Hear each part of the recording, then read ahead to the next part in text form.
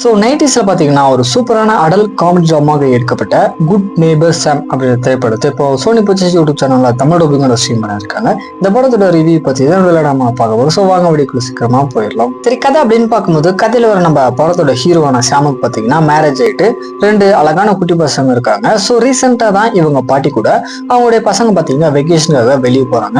திடீர்னு கிட்டத்தட்ட 7 வருஷத்துக்கு அப்புறம் நம்ம ஹீரோக்கு பாத்தீங்கன்னா ப்ரமோஷன் அப்படின்றது கிடைக்குது. ஸோ அந்த ஹாப்பினஸ் தான் ஒய்ஃப் கூட ஷேர் பண்ணலாம் அப்படின்னு சொல்லிட்டு போகும்போது தான் பாத்தீங்கன்னா அவங்களுக்கு பதிலா அவங்களுடைய ஃப்ரெண்டு வந்து பாத்ரூம்ல குளிச்சிட்டு இருக்கிறத பார்த்துட்டு நம்ம ஹீரோக்கு ஒரே ஷாக்கு. ஸோ இவங்க யாரு அப்படின்ற விஷயம் தெரிய வந்தது மட்டும் இல்லாத இவங்களுக்கு ரீசெண்டா தான் வந்து டிவோர்ஸ் அப்படின்றது ஆயிருக்கும். இதுல முக்கியமான விஷயம் என்ன அப்படின்னா இவங்க தாத்தாவுடைய சொத்தான 15 மில்லியன் இவங்களுக்கு கிடைக்கணும் அப்படின்னா இவங்களுக்கு மேரேஜ் ஆயிருக்கணும் அப்படின்ற ஒரு கண்டிஷன் இருக்கு. ஸோ இதுக்கப்புறம் நடக்கக்கூடிய சுவாரஸ்யமான சம்பவங்கள்லாம் என்ன அப்படின்றதா இந்த படத்தோட ஆன்லைன் ஸ்டோரியா இருக்கு. மேஜரா இந்த படம் ஃபுல்லாமே ஹியூமர் சீக்வன்ஸ் எல்லாமே பாத்தீங்கன்னா அருமையா ஒர்க் அவுட் ஆயிடுச்சு. தென் ஆக்டிங்குமே படத்தை நடிச்ச எல்லாருமே ஒரு நல்ல ஃபோக்கஸை கொடுத்துருந்தாங்க. மெயினா நம்ம ஹீரோவான சாம் பாத்தீங்கன்னா ஒரு தரமான ஃபோக்கஸை கொடுத்துருக்காரு. ஸ்டோரியா பாத்தீங்க அப்படின்னா ஒரு சிம்பிள் ஸ்டோரி தான், புதுசா எதுவுமே இருக்காது.